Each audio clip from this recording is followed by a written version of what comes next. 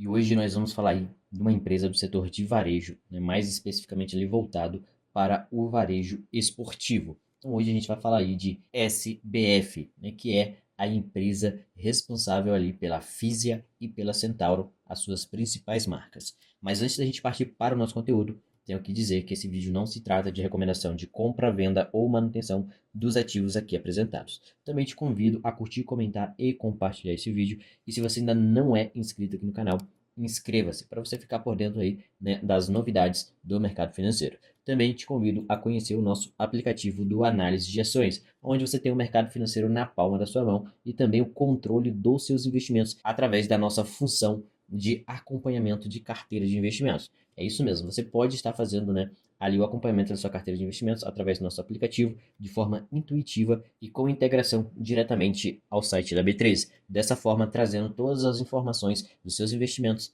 para o nosso aplicativo de forma automática e simplificada. Então, se você ainda não tem o nosso aplicativo, baixe aí no seu celular, seja ele iPhone ou Android, e tenha aí o melhor aplicativo do mercado financeiro na palma da sua mão. Dito isso, então vamos aqui agora falar de Grupo SBF, que é uma empresa, né, responsável aí por uma das maiores lojas, né, do setor de varejo esportivo do Brasil, que é a Centauro. Então, já falando aqui das marcas que compõem o grupo SBF, a gente tem aí a Centauro e a Fisia, que são os seus carro-chefes, né, as suas principais marcas. A Fisia, que é a empresa representante da Nike aqui no Brasil. Além disso, eles também têm aqui a Network Brasil, a Unifam, a X3M, a FitDance e a Studio 7.8.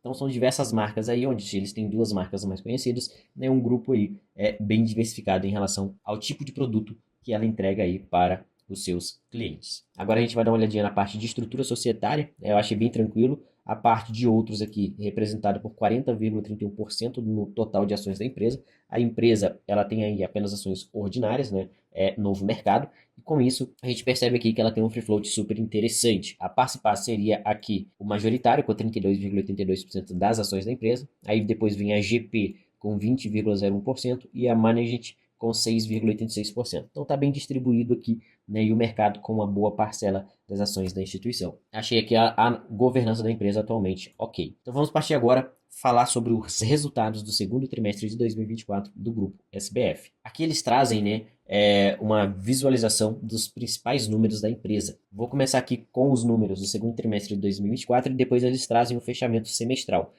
Olhando aqui, né, para o trimestre, a gente consegue ver algumas coisas interessantes. Uma receita líquida aí de 1,7 bilhões de reais, 7,6% maior do que o mesmo período do ano anterior. Uma margem bruta de 49,8%, um crescimento de 2,5 pontos percentuais. Aqui nós temos o SG, que seria ali, né, as despesas da empresa em relação a vendas, né, e gerais e administrativas, foi de 39,5%. Teve aqui um decréscimo de 2 pontos percentuais, isso é positivo, né? Os custos da empresa foram menor. Fechou aqui o trimestre com EBITDA de 176 milhões, com um crescimento aí de 90,5%, então cresceu bastante aí no EBITDA da empresa em relação ao mesmo período do ano anterior. Um lucro líquido de 73,2 milhões de reais versus, né, 900 mil reais que eles tiveram lá no segundo trimestre de 2023 negativos. Então, lá no segundo trimestre de 2023, eles tiveram um prejuízo de 900 mil reais e agora eles fecharam aí, né, com o segundo trimestre de 2024 com um lucro líquido de 73 milhões.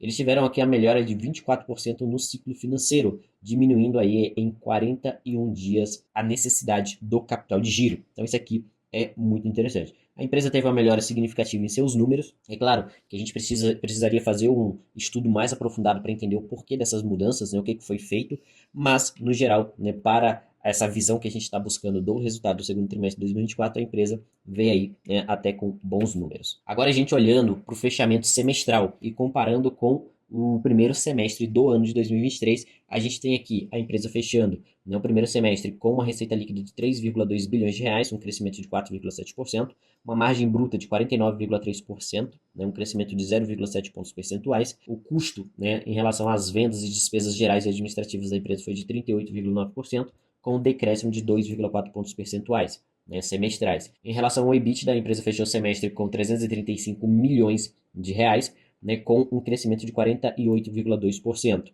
Um lucro líquido de 126 milhões de reais, né, no semestre contra 16 milhões no mesmo período do ano anterior. e uma alavancagem aí bem tranquila, né, de 1,06 vezes, inclusive diminuindo aí, né, 2,07 vezes em relação ao ano anterior.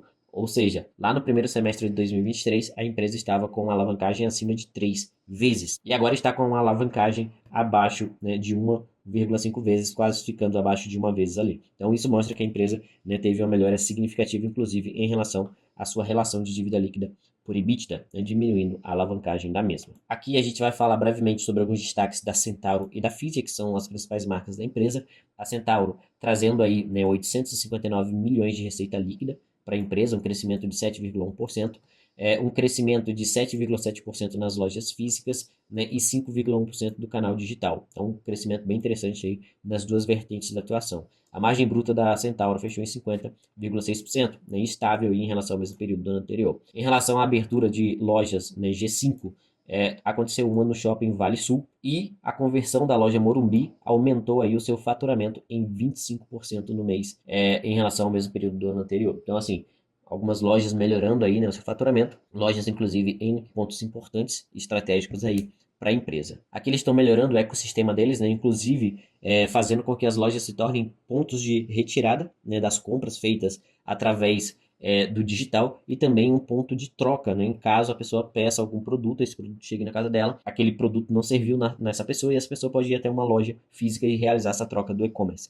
Então isso aqui é legal, né? Porque torna essa experiência do cliente completa e também faz com que o cliente, né, tendo uma melhor experiência e visitando inclusive a loja física para fazer uma troca, ela pode até comprar mais aí com a empresa. Então isso pode ser que melhore, né, o retorno de um mesmo cliente em relação à quantidade que ele está comprando dentro da empresa. Eles tiveram aí 6,6% de crescimento da venda bruta, né, por metro quadrado da Centauro. Então a Centauro aí com números super positivos. Já olhando para a Fisia, a gente tem a Fisia aqui com 990 milhões de receita líquida no segundo trimestre de 2024, um crescimento de 9,3% em relação ao mesmo período do ano anterior. A recomposição de margem bruta, né, foi de 44% no segundo trimestre de 2024 e uma expansão de 2,7 pontos percentuais em relação ao mesmo período do ano anterior e 0,6% em relação ao primeiro trimestre de 2024. Então a Fisia também aí, né, com pontos positivos. Eles tiveram aí, né, 10,9% de crescimento dos canais digitais, sendo que o aplicativo próprio da Nike manteve aí a sua participação em 55%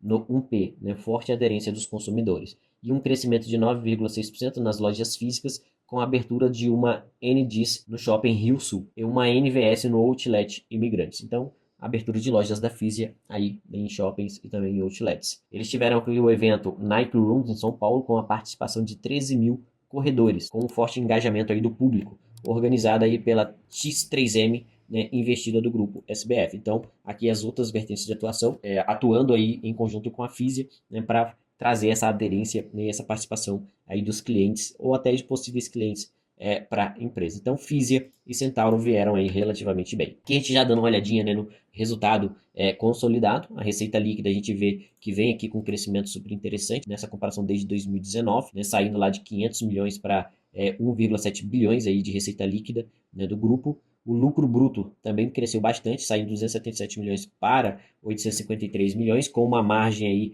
que está andando na média de 50%, né? Mais ou menos. Então eles vêm mantendo uma margem relativamente interessante do lucro bruto, com carga anual aí de 25,2%. Então está com um carga de crescimento relativamente interessante em relação ao lucro bruto, e o carga muito parecido aqui também, né, na receita líquida de 25,7%. Partindo adiante aqui, as despesas operacionais, elas vêm aqui, né, mantendo uma certa linha de atuação, na casa mais ou menos de 650 milhões de reais. Então, a gente tem aqui eles tentando manter e conseguindo manter, de certa forma, o valor das despesas operacionais com uma margem aí desses custos de 39,5% em relação à receita líquida da empresa, onde eles tiveram um crescimento de apenas 2,3% em relação ao segundo trimestre de 2023. As principais reduções foi em relação a ajuste de quadro em todas as áreas, renegociação de contratos, redução de custos de armazenagem logísticas em Fisia devido ao centro de distribuição próprio, né, muito importante isso, e o menor nível de estoque. Em relação ao EBITDA, né, eles vêm conseguindo ter um crescimento no EBITDA, comparando aqui, né, ano contra ano em relação ao segundo trimestre, a gente tem aqui um crescimento, né, de 4,5 pontos percentuais, de 5 para 10%. Quando a gente olha no semestre, manteve também um crescimento, saindo de 7,4% aqui de margem para 10,4%, um crescimento de 3 pontos percentuais. Em valores financeiros, a gente tem um crescimento de 90%, né, trimestre contra trimestre, e semestral de 48,2%. Indo aqui para a parte de lucro líquido, né, que é bem importante, em segundo trimestre de 2023, eles tiveram aqui um pequeno prejuízo, como a gente já tinha mencionado, né? No segundo trimestre de 2024, conseguiu aí um lucro de 73 milhões. Olhando aqui, né, no semestral, tiveram um crescimento aí de 689,9%. É claro que tem que ver se eles vão conseguir manter isso aí. Varejo é sempre bem complicado. Quando a gente olha a evolução nos últimos 2 anos da receita bruta, do EBITDA e do lucro líquido, a gente vê que a empresa vem conseguindo ter um crescimento ao longo do tempo. Quando a gente olha para a receita bruta, fazendo a comparação desde 2022, no segundo trimestre, né, até o presente momento, a gente vê um crescimento de 314 milhões na receita bruta, né, o que representa 17% de crescimento. Quando a gente olha para o EBITDA, um crescimento de 85 milhões, o que representa aí 94,1% de crescimento.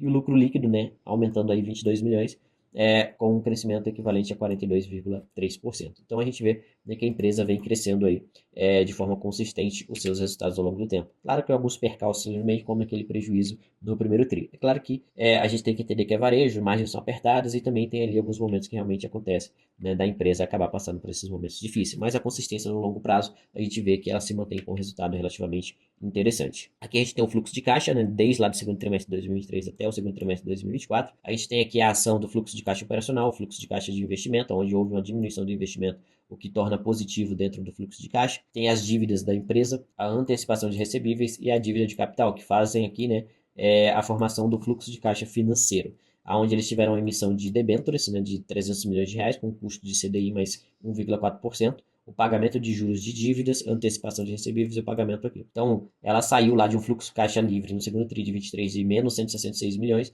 para um fluxo de caixa livre positivo de 258 milhões no segundo trimestre de 2024. Então, a empresa está melhorando aí drasticamente o seu operacional, né, e o seu financeiro.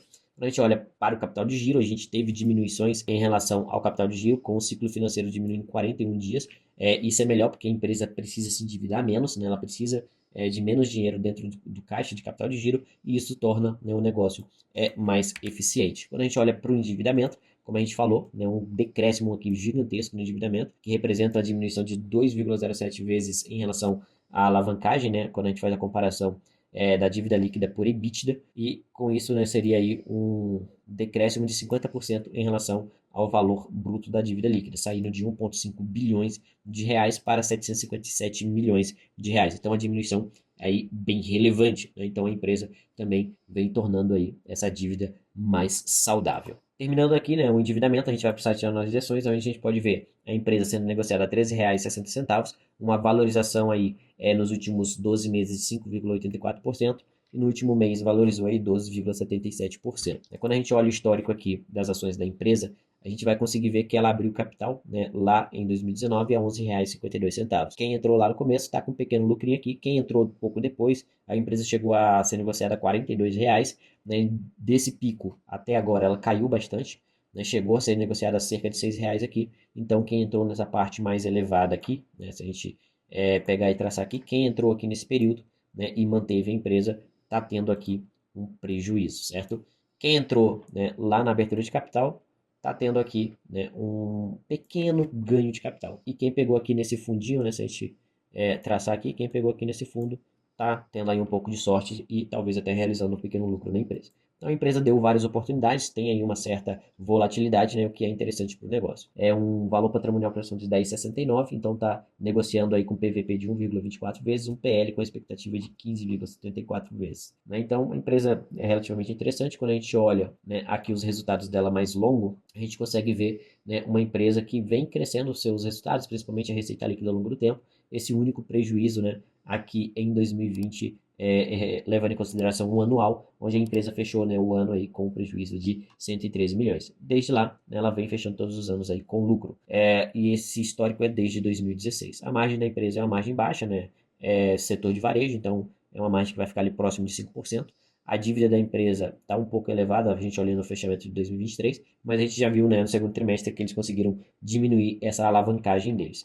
Olhando aqui a distribuição de dividendos, né, a empresa ela vem distribuindo aí com um dividend yield na casa de 1% aí. Então, É uma empresa relativamente interessante, né, que é o grupo SBF, com a Fisia, né, que é a representante da Nike aqui no Brasil, e com a Centauro aí, que é bem conhecida em relação a materiais esportivos. Então, eu quero saber se você já conhecia o grupo SBF. Se não conhecia, deixe seu comentário aqui. Estudem a empresa, tentem conhecer. Pode ser uma boa oportunidade ou não de se investir nela. Quero convidar você a curtir, comentar e compartilhar esse vídeo. Se você ainda não é inscrito no canal, inscreva-se. E deixe aqui o seu comentário se você gostou do nosso vídeo de hoje ou não, tá? Então, vou ficando por aqui e vejo vocês no próximo vídeo. Tchau, tchau.